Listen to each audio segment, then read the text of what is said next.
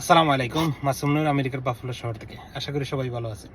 গতকালকে থেকে বাফেলোতে প্রচণ্ড ঠান্ডা, খুব বেশি ঠান্ডা।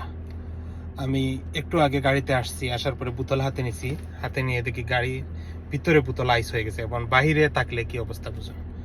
এই দেখুন, আমি পানি খাওয়ার চেষ্টা করতেছি কিন্তু বোতল সম্পূর্ণ আইস হয়ে গেছে, পুরাই আইস বোতলটা। মোবাইলের মধ্যে ওয়েদার দেখাচ্ছে 12 ফারেনহাইট, সেটাকে যদি আমরা সেলসিয়াসে কনভার্ট করি তাহলে -11, বাইরে -11 সেলসিয়াস চলছে। খুব বেশি ঠান্ডা। স্টেট থেকে ফোনে বারবার ইমার্জেন্সি অ্যালার্ট দিচ্ছে, যদি জরুরি কোনো প্রয়োজন না হয় তাহলে ঘর থেকে বের না হওয়ার জন্য।